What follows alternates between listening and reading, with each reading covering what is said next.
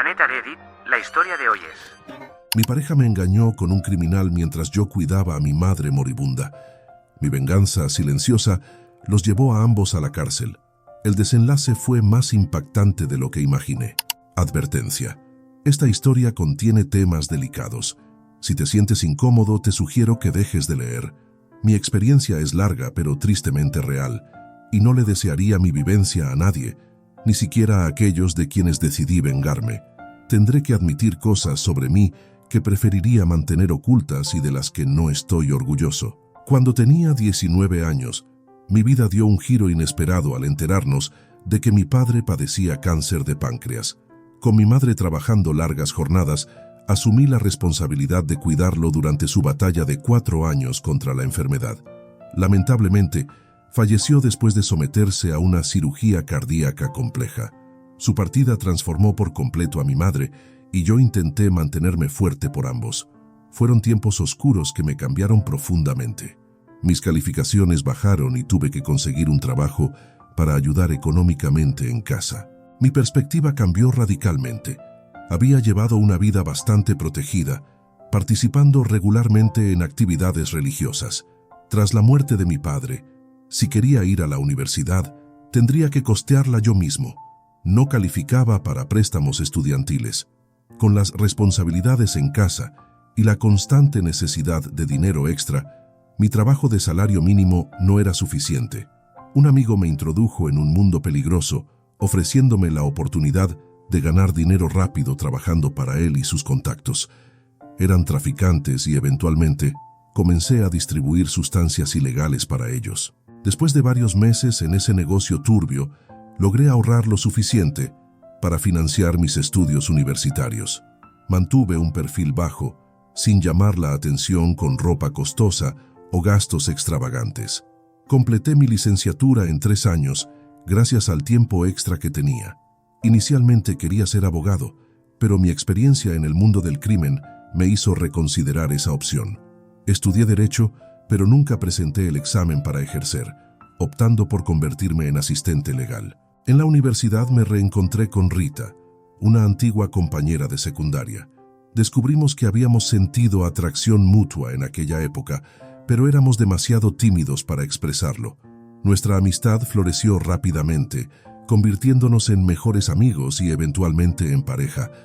Nos enamoramos profundamente y comenzamos a planear nuestro futuro juntos. Mis relaciones anteriores habían sido desastrosas, especialmente la última. Me habían dejado sintiéndome vacío, incapaz de amar. Mi ex, a quien llamaré Becky, había sido particularmente cruel al terminar nuestra relación. Yo la había ayudado a salir de una situación abusiva, tratándola siempre con respeto y cariño. Sin embargo, ella me dejó completamente destrozado. Encontrar a Rita me dio esperanza, pero también me hizo consciente de lo mucho que habían fracasado mis relaciones previas. Rita parecía ser mi alma gemela, y estábamos convencidos de que nuestro destino era estar juntos. Tomamos las cosas con calma al principio. Con el tiempo, me abrí completamente a ella, contándole sobre Becky, mi padre, y todo lo que había vivido. Ella me apoyó incondicionalmente y demostró una gran empatía. Nuestra relación se profundizó y pronto comenzamos a vivir juntos. Rita valoraba mi honestidad, mi capacidad de escucha y mi instinto protector. Nos declaramos nuestro amor mutuo y empezamos a planear formar una familia. Sin embargo, nunca le revelé cómo había financiado mis estudios ni las experiencias que viví en ese mundo oscuro. Temía que esa información pudiera arruinar lo que teníamos. Nuestro amor parecía perfecto y el futuro se veía prometedor. Unos meses después, ocurrió una tragedia. Mi madre sufrió un accidente grave en casa, quedando atrapada bajo un mueble pesado. Los vecinos la encontraron y la llevaron al hospital. Además de las lesiones y fracturas, los médicos descubrieron que tenía una válvula cardíaca defectuosa. Durante los exámenes, también detectaron varias masas sospechosas alrededor de su riñón izquierdo. Una biopsia confirmó lo que temíamos: cáncer renal. Mi madre comenzó el tratamiento y supe que debía enfocarme completamente en ella. Le expliqué la situación a Rita, quien me aseguró su apoyo incondicional.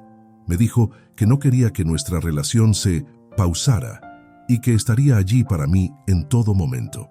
Le agradecí su comprensión y le dije que si en algún momento sentía la necesidad de tomar distancia o si surgía interés en alguien más, me lo dijera abiertamente. Ella reafirmó su compromiso conmigo, asegurándome que nadie podría reemplazarme. La quimioterapia comenzó y al principio mi madre parecía tolerarla bien. Sin embargo, hacia el final del segundo mes, empezó a mostrar signos de debilidad y pérdida de apetito. Durante este tiempo, mantenía comunicación constante con Rita, hablando y enviándonos mensajes varias veces al día. Ella siempre preguntaba por el estado de mi madre y pasábamos horas conversando antes de dormir, expresando cuánto nos extrañábamos. Nos veíamos aproximadamente cada 2 semanas, y esos momentos juntos parecían perfectos. A medida que la salud de mi madre se deterioraba, le sugería a Rita que saliera con sus amigos y disfrutara del verano. Sabía que ella apreciaría las actividades al aire libre, algo que yo no podía compartir debido a mi situación. Rita comenzó a salir más, y yo disfrutaba escuchando sus anécdotas. Siempre mostraba preocupación y tristeza cuando le contaba sobre el estado de mi madre. La quimioterapia estaba surtiendo efecto en las células cancerosas, pero también estaba debilitando enormemente a mi madre. Me di cuenta de que el tratamiento la estaba afectando tanto como la enfermedad misma. Necesitaba un respiro. Unos amigos de mi madre se ofrecieron a cuidarla por unas horas, lo que me permitió ir a visitar a Rita. Le avisé que iba en camino y ella me dio la dirección donde se reuniría con sus amigos. Al llegar, vi a la mayoría de los amigos de Rita, a quienes ya conocía. Mientras me acercaba al grupo en el patio trasero, noté a un hombre sentado cerca de Rita. Ambos reían y parecían muy cómodos juntos. Rita me presentó al hombre, a quien llamaré Henry. Él me saludó efusivamente, pero algo en su actitud me generó desconfianza. Quizás debido a mi pasado, tengo cierta facilidad para detectar personas poco confiables, y Henry activó todas mis alarmas internas. Supe que Henry era nuevo en el grupo de amigos de Rita. Nadie lo conocía desde hacía más de un par de meses. Quiero aclarar que lo que sentí no fueron celos. Rita tenía muchos amigos hombres que yo apreciaba, pero había algo en Henry que me hacía dudar de su integridad. Intenté ignorar esa sensación, atribuyéndola a posibles celos irracionales. Me integré a la conversación con Rita y sus amigos, tratando de calmar mis sospechas. Observaba a Henry discretamente, mientras interactuaba con cortesía. Esa noche, Rita y yo nos quedamos en su casa antes de que yo regresara con mi madre. En las semanas siguientes, la salud de mi madre continuó empeorando. Rita y yo manteníamos comunicación constante, aunque ahora me doy cuenta de que yo iniciaba la mayoría de las conversaciones. Un día, algunos familiares se ofrecieron a cuidar a mi madre, permitiéndome visitar a Rita nuevamente. La llamé en el camino y ella me indicó en qué restaurante estaría cenando con sus amigos. Al llegar al estacionamiento, vi a Henry subiendo a un auto deportivo lujoso. Se marchó sin verme, ya que no reconocía mi vehículo. Entré al restaurante y me uní a Rita y sus amigos, quienes me recibieron cálidamente. Cenamos y tomamos algunas copas antes de regresar a casa de Rita. Le pregunté casualmente por qué Henry se había ido tan pronto, a lo que ella respondió que no sabía que hubiera estado allí. El restaurante estaba en un centro comercial con varias tiendas. Supuse que Henry podría haber estado en alguna de ellas sin que Rita lo notara. Pasé la noche con Rita antes de volver a casa. Al día siguiente, cerca del mediodía, mi madre tuvo una recaída grave y tuvieron que llevarla al hospital en ambulancia. Su sistema inmunológico estaba muy debilitado por la quimioterapia, haciéndola susceptible a infecciones. Pasó 3 semanas hospitalizada, recibiendo tratamiento intensivo, pero su condición empeoraba día a día. Finalmente, los médicos me informaron que a mi madre le quedaba como máximo una semana de vida. Sabiendo que no quería pasar sus últimos momentos en esa fría habitación de hospital, coordiné con el personal médico para llevarla a casa y hacer sus días finales lo más cómodos posible. Aunque extremadamente débil, mi madre se alegró de estar de vuelta en su hogar. Ambos sabíamos que el final estaba cerca. A pesar de su miedo, me pidió que fuera fuerte por ella y me dijo que estaba lista para reunirse con mi padre después de tanto tiempo. Conseguí que una amiga de la iglesia cuidara a mi madre por unas horas. Decidí ir a ver a Rita. Necesitaba su consuelo. No la llamé porque estaba demasiado alterado. Ver sufrir a mi madre era devastador. Sabía que Rita sabría qué decir para reconfortarme. Al llegar a su casa vi un auto deportivo negro estacionarse detrás del suyo. No le di importancia, concentrado en la inminente pérdida de mi madre. Usé la llave que Rita me había dado para entrar por la cocina, como siempre hacía. Escuché música al abrir la puerta, pero no vi a nadie en la sala ni en el patio trasero.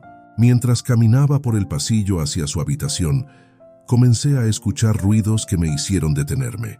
Alcancé el pomo de la puerta y me quedé paralizado. Los sonidos que escuchaba eran inconfundiblemente íntimos. Mi corazón se hundió cuando retiré la mano, sin querer llamar la atención, pero la curiosidad y el dolor me llevaron a abrir lentamente la puerta. Lo que vi me dejó atónito. Rita y Henry, completamente desnudos, en pleno acto, ajenos a mi presencia. Mi primer impulso fue entrar y golpear a Henry, pero sabía que debía evitar problemas por el bien de mi madre y mi trabajo. Retrocedí silenciosamente, temblando de rabia. Salí de la casa sin ser visto y me quedé en mi auto, abrumado por el peso de lo que acababa de descubrir. Lloré desconsoladamente durante media hora antes de arrancar y volver a casa de mi madre. No le conté a nadie lo que había presenciado. Todos asumieron que mi angustia se debía únicamente a la condición de mi madre. Y aunque en parte era cierto, la traición que acababa de descubrir me había destrozado por completo. Luchaba internamente por entender lo que había sucedido.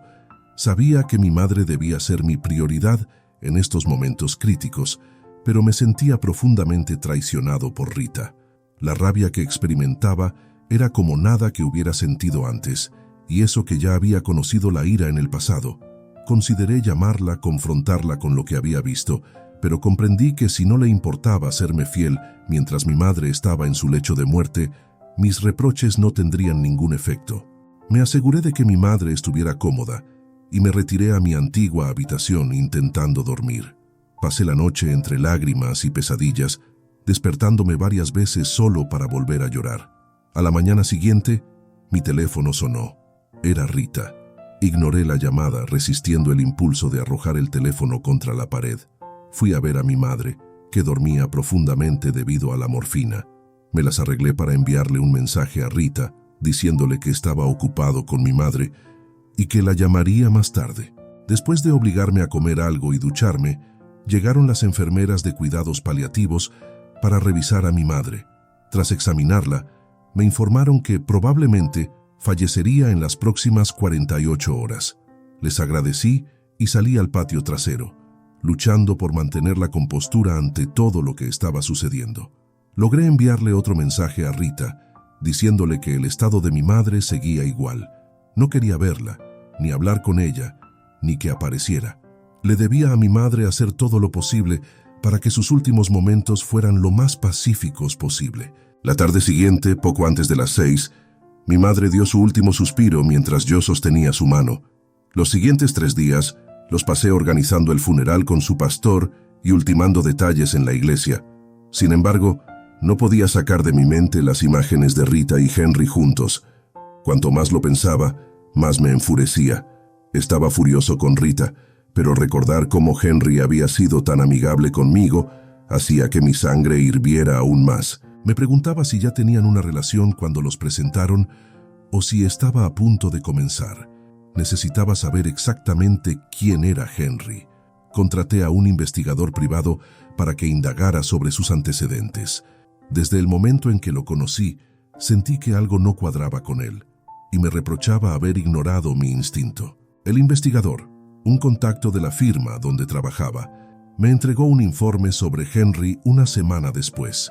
Incluía fotos policiales de Henry a lo largo de los años. Antes de mi breve encuentro con la ley y de haber hecho algunas cosas cuestionables, conocí a personas que habían cometido actos terribles, tanto intencionalmente como bajo la influencia de sustancias. Aún así, el historial criminal de Henry era impresionante. Tenía múltiples arrestos por conducir bajo los efectos del alcohol, conducción temeraria y posesión de bienes robados. A medida que avanzaba en su historial, los delitos se volvían más graves. Allanamiento de morada, posesión de sustancias ilegales y otros cargos más serios aparecían en su expediente. Descubrí que Henry había salido de prisión bajo libertad condicional anticipada hacía aproximadamente 2 años, después de cumplir una década tras las rejas. Cuando vi que sus cargos incluían delitos graves contra menores y una serie de otros crímenes, sentí una profunda repulsión. Rita me había traicionado, lo cual ya era doloroso de por sí, pero saber que ella podría haberme expuesto a riesgos de salud que ese delincuente habría contraído durante su tiempo en prisión me enfermaba físicamente. Dudaba que Rita tuviera idea de con quién se había involucrado a mis espaldas. Su naturaleza ingenua y confiada le había causado problemas antes, pero nunca de esta magnitud. No tenía dudas de que cualquiera que conociera el historial de Henry lo consideraría una persona despreciable. Nunca debería haber salido de prisión. Sin embargo, tenía que concentrarme en el funeral de mi madre y mantener la compostura. Cuando terminó la ceremonia y todos se fueron, me sentía agotado física y emocionalmente. Esa noche, mientras intentaba conciliar el sueño, Rita llamó. Ella no sabía que mi madre había fallecido, ni que yo estaba al tanto de su infidelidad. Había estado comunicándose menos en los días previos y posteriores a mi descubrimiento. Contesté el teléfono esforzándome por sonar lo más normal posible. No dejé entrever que algo había cambiado respecto al estado de mi madre, ni que sabía sobre ella y Henry. Dejé que hablara la mayor parte del tiempo, interiorizando cada mentira que escuchaba. Fingí creer en su falsa simpatía. Cuando dijo que me extrañaba al despedirse, mentí diciendo lo mismo. Pero honestamente, en ese momento, si ella hubiera desaparecido, no me habría importado en lo más mínimo. Tuve algunas semanas libres del trabajo por duelo. Sabía que mi relación con Rita había terminado, pero una parte de mí no podía dejar de pensar en lo cruel que había sido su comportamiento, intencional o no. Me alegraba haber descubierto la verdad sobre ella y Henry antes de que ocurrieran más mentiras y traiciones. Sin embargo, sentía que lo que ambos me habían hecho en un momento tan vulnerable de mi vida era imperdonable. Quería vengarme. Quería arruinar sus vidas sin que supieran que yo estaba detrás de todo. Contacté al Departamento de Recursos Humanos y completé la documentación necesaria para extender mi licencia por duelo. Aunque no temía ser despedido, preferí seguir el procedimiento legal. Tenía suficientes ahorros para mantenerme durante medio año o más si era necesario. Mi objetivo principal era vengarme de Henry. Siendo un delincuente en libertad condicional, incluso una infracción menor lo enviaría de vuelta a prisión para cumplir su sentencia original. Pero yo quería más que eso. Buscaba nuevos cargos que lo mantuvieran tras las rejas por el resto de su vida. Conocía a su oficial de libertad condicional y sabía que si la contactaba, ella investigaría a Henry a fondo. Con sus antecedentes, dudaba que tuviera un empleo legal que le permitiera costear un auto deportivo nuevo y su seguro. Estacioné mi vehículo en la calle de Rita, usando un auto que ella no reconocería. Vi el auto de Henry en su entrada. Esperé pacientemente hasta que, alrededor de las 2 de la madrugada, lo escuché encender el motor y alejarse. Lo seguí discretamente, asegurándome de no levantar sospechas.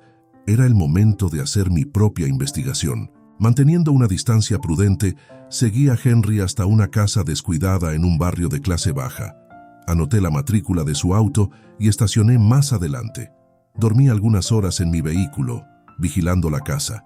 Alrededor de las 8 de la mañana, salí a comprar algo para desayunar. Durante todo el día, observé un flujo constante de personas que entraban y salían rápidamente de la casa de Henry.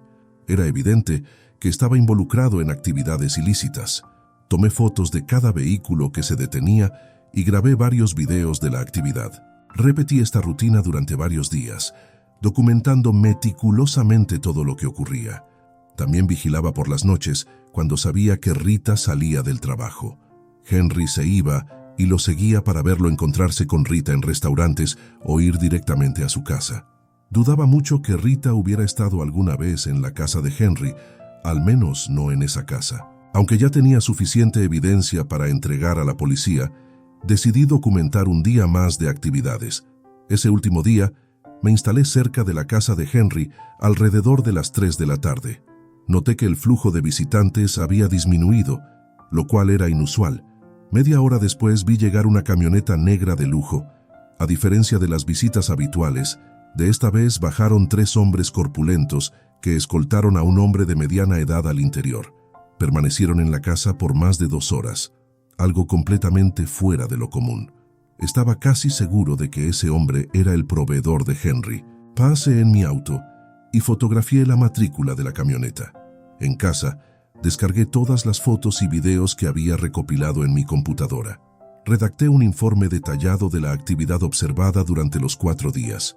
Imprimí 38 páginas de fotos mostrando a personas entrando y saliendo de la casa de Henry. Guardé todos los videos en una tarjeta de memoria y la coloqué en una caja protectora. Sabía que con esta evidencia sería fácil convencer a la policía de las actividades ilegales de Henry. Les estaba proporcionando pruebas concretas y admisibles, con fecha y hora registradas en cada foto y video. Pero quería asegurarme de que Henry enfrentara consecuencias más allá de un simple arresto policial. A la mañana siguiente, me dirigí a la estación de policía de la ciudad de Rita. Solicité hablar con alguien de la división de narcóticos. Un oficial uniformado me atendió y le entregué mi tarjeta de presentación. El policía reconoció el peso de mi credencial, aunque nunca había ejercido como abogado. Le informé que tenía información que podría interesarle. El detective me llevó a una sala de conferencias, donde intercambiamos algunas palabras sobre conocidos mutuos. Luego, le entregué la carpeta con la evidencia y la caja con la tarjeta de memoria. En las primeras páginas del informe figuraban el nombre completo de Henry, su fecha de nacimiento, sus antecedentes penales y los datos de su oficial de libertad condicional. Observé en silencio mientras el detective examinaba las fotos. Por sus expresiones, era evidente que comprendía la magnitud de la información que le había proporcionado. Seguramente estaba calculando cuántas detenciones podrían resultar de esto, la cantidad de drogas que se sacarían de las calles y las posibilidades de ascenso que esto representaba. El detective me agradeció por la evidencia y me preguntó si estaría dispuesto a testificar. Le expliqué que la evidencia era lo suficientemente contundente como para que mi testimonio no fuera necesario. Sonrió y me preguntó casualmente si necesitaba algo a cambio. Le comenté que sentía que Henry había sido liberado de prisión prematuramente, que era evidente que no se había rehabilitado y que merecía volver a prisión por mucho más tiempo. El detective estuvo de acuerdo, pero insistió en saber qué quería yo a cambio de la información. Saqué la foto de la camioneta negra con el número de matrícula y se la mostré. Le pedí que anotara el número, sugiriendo que el dueño podría ser un traficante de mayor envergadura. Reiteré mi deseo de que mi nombre no apareciera en ningún informe policial o judicial, a lo que él accedió. Mentí diciendo que mi firma legal estaba representando a alguien que podría haber sido perjudicado por el dueño de la camioneta.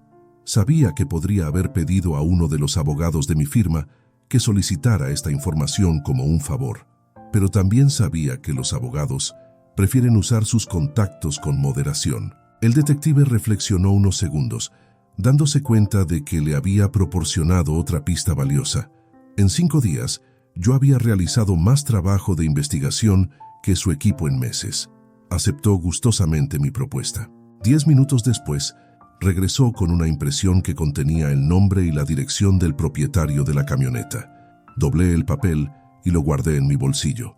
Intercambiamos algunas palabras más sobre temas triviales antes de despedirnos. Conduje a casa, sabiendo que pronto un juez firmaría una orden de arresto contra Henry.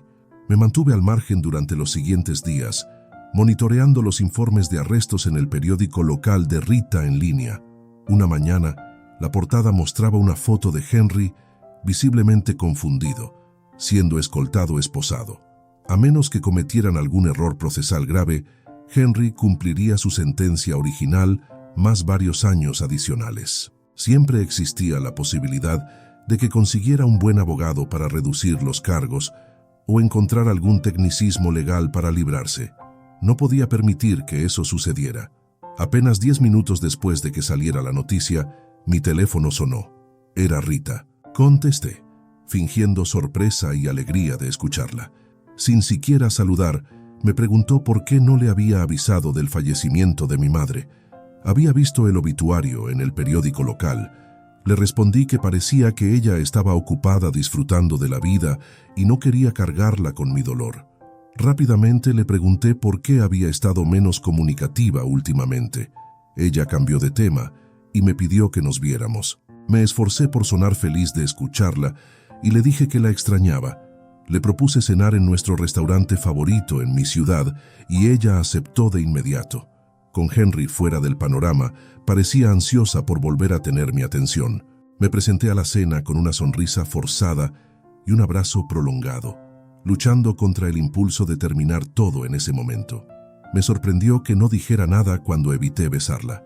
Supongo que asumió que, en mi estado de duelo, el romance no era una prioridad. La verdad es que tenía una idea bastante clara de lo que su boca había estado haciendo y no quería ningún contacto de ese tipo. Nos sentamos en la barra y pedimos bebidas a nuestro camarero habitual, quien nos conocía como pareja por nuestras generosas propinas. Cuando llegaron nuestras bebidas, me excusé para ir al baño.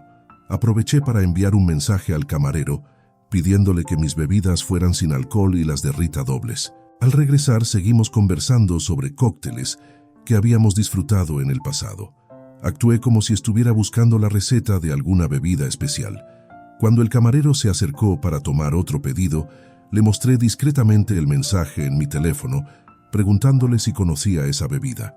Él entendió la indirecta y asintió, diciendo que era una de sus especialidades. Estoy seguro de que tanto el camarero como Rita asumieron que ella podía beber sin preocupaciones, ya que supuestamente volvería a casa conmigo. Mis planes eran otros. Rita comentó lo fuerte que estaba su bebida. Le dije que apenas notaba el alcohol en la mía. Pedimos varias rondas más. Rita mencionó lo mareada que se sentía, mientras yo fingía confusión, diciendo que apenas sentía los efectos. Después de algunas horas, pagué la cuenta dejando una propina generosa. Al salir simulé recibir una llamada importante. Tras una breve conversación ficticia, le dije a Rita que debía volver urgentemente a mi oficina. Uno de los abogados necesitaba mi ayuda para un caso que tenía temprano al día siguiente. Le pedí que regresara a su casa y me esperara, prometiendo que no tardaría mucho. La ayudé a subir a su auto y la vi alejarse. Inmediatamente, llamé a la policía reportando que acababa de ver a una conductora en estado de ebriedad salir del restaurante. Les supliqué que se apresuraran, enfatizando que la persona no estaba en condiciones de manejar. Subí a mi auto y me dirigí hacia la casa de Rita, que estaba a unos 2 kilómetros. A mitad de camino, vi las luces de patrulla frente a mí y reduje la velocidad. El auto de Rita estaba detenido a un lado de la carretera. Sabía que la arrestarían por conducir bajo los efectos del alcohol, tal como había planeado. Lo que ninguno de los dos sabíamos era que Henry había estado usando el auto de Rita para transportar mercancía ilegal a distribuidores menores. Siguiendo el protocolo, los oficiales realizaron una búsqueda rutinaria del vehículo y encontraron evidencia incriminatoria oculta bajo el asiento trasero. Nunca fue mi intención que la arrestaran por posesión con intención de distribuir.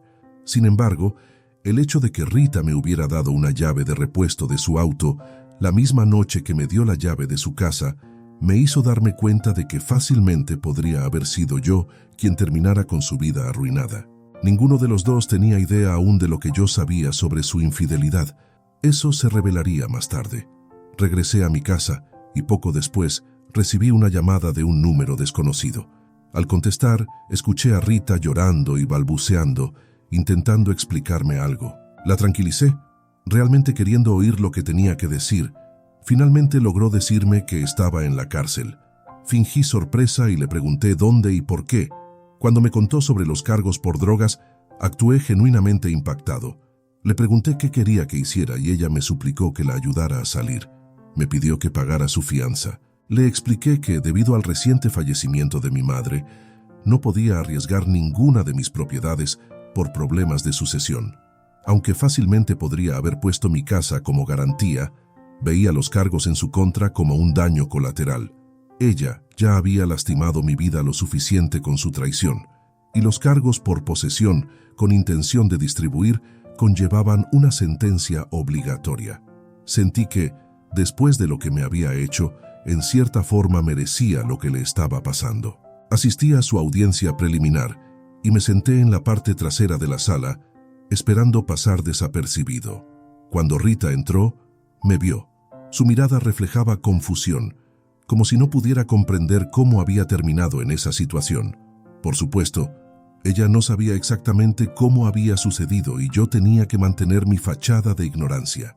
Cuando intentó explicarle al juez que su novio había sido arrestado por tráfico de drogas solo unos días antes, el juez no mostró interés en escuchar.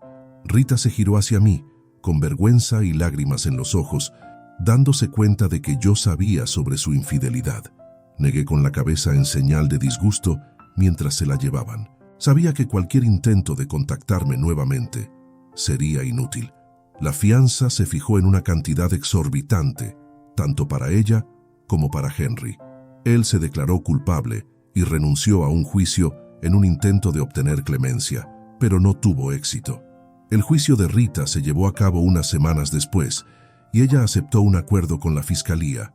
Recibió una sentencia de 4 años, con posibilidad de libertad condicional después de 3. Sin embargo, su carrera quedó destruida una vez que saliera.